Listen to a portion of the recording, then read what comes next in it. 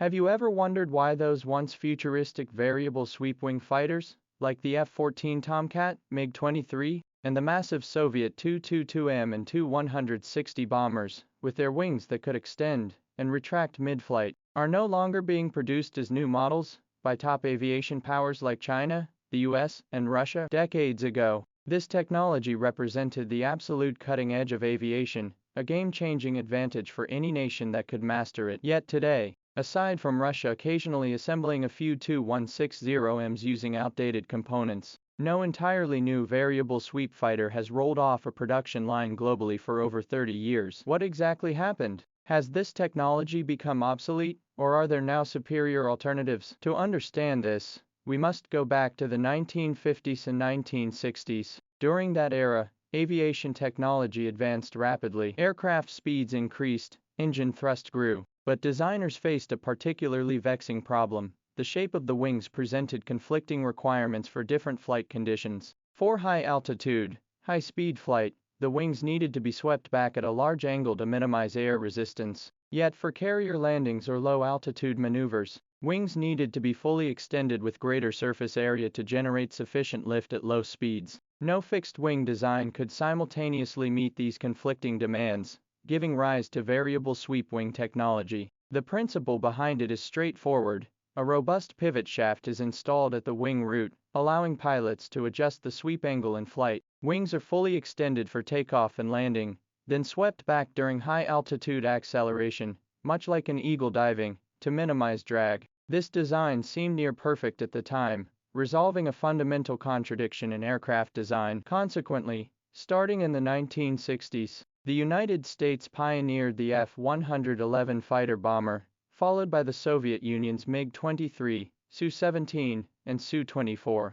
along with the European-developed Tornado fighter. By the 1970s, this technology extended to strategic bombers, the American B-1B Lancer, the Soviet Tu-22M backfire, and the Tu-160 Blackjack, all quintessential examples of variable sweep wings. Perhaps the most famous among them was the U.S. Navy's F-14 Tomcat. Many were first struck by the aircraft's retractable wings upon seeing it. In that era, variable sweep wings were virtually synonymous with advanced fighter aircraft. Yet, every coin has two sides. While variable sweep wings offered tremendous flexibility and flight performance, the trade-off was significant. The most critical issue lies in the pivot mechanism. Consider this: during flight, the wings endure immense aerodynamic loads. The pivot must not only guarantee sufficient strength, but also enable smooth wing movement, placing exceptionally high demands on materials, design, and manufacturing processes. To withstand tens of tons of tensile force, the entire structure is built robustly and bulky,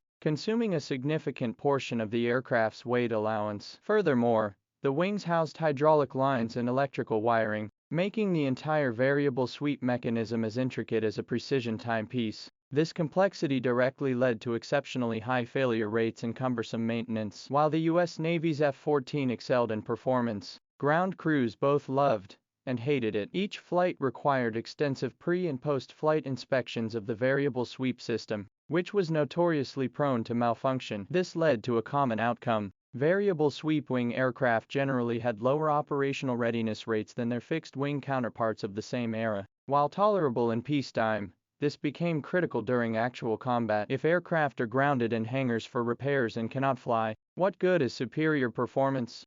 Beyond maintenance challenges, there's a more fundamental issue. Aircraft design philosophy has shifted. After the Cold War ended, the environment for air combat became entirely different from before. Previously, the pursuit was for high altitude and high speed. The belief that flying at twice the speed of sound at 30,000 meters would allow one to dominate the engagement. However, subsequent combat experience revealed that the vast majority of air battles occur below 10,000 meters, in medium to low altitudes. At these heights, the difference between Mach 2 and Mach 1.2 is negligible, while the aircraft's maneuverability and agility become paramount. In other words, aircraft must turn sharply, climb steeply, and maintain strong nose-pointing capability. While variable sweep wings accommodate both high and low speeds, their cumbersome pivot mechanisms prevent significant weight reduction. In combat, this makes the aircraft resemble a burly fighter tied to sandbags, naturally at a disadvantage. Meanwhile,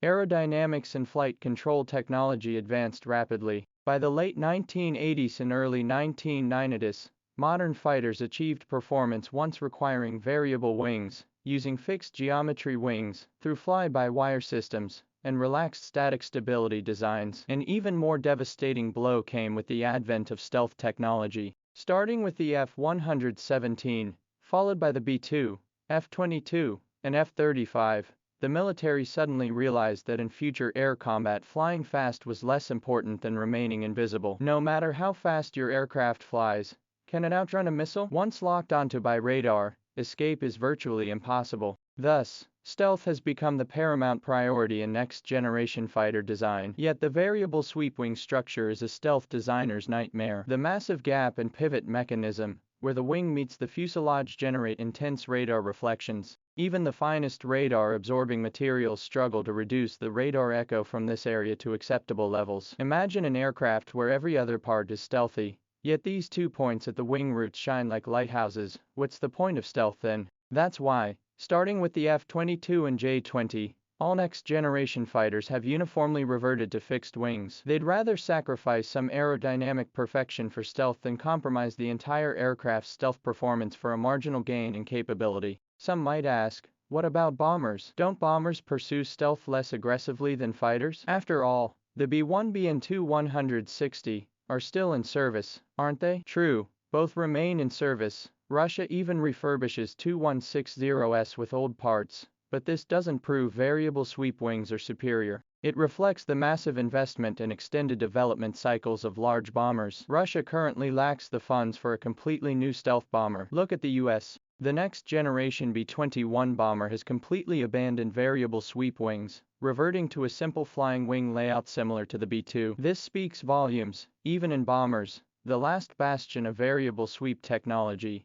it can no longer hold its ground. Does this mean variable sweep wing technology is entirely obsolete? Not necessarily. A rapidly emerging field is drones. Drones are less sensitive to weight, require no consideration for pilot safety, and need no space for pilot comfort. Consequently, the drawbacks of variable sweep wings, complex structure and high weight, become less critical for drones. Moreover, drones frequently undertake extended reconnaissance and surveillance missions, requiring optimal aerodynamic efficiency across varying altitudes and speeds, precisely where variable sweep wings excel. Future drones may routinely cruise at high altitudes, with fully extended wings for fuel efficiency and extended endurance. Upon detecting targets for attack or threats requiring evasion, they could instantly retract their wings for accelerated maneuvers. This flexibility holds significant appeal for UAVs. Moreover, due to their compact size, drones inherently produce minimal radar signatures. Even with variable sweep wings, their stealth challenges are far less severe than those faced by manned aircraft. Thus, in another decade or two, when unmanned combat aircraft dominate the skies, variable sweep wings, once deemed obsolete, may well return in a new guise.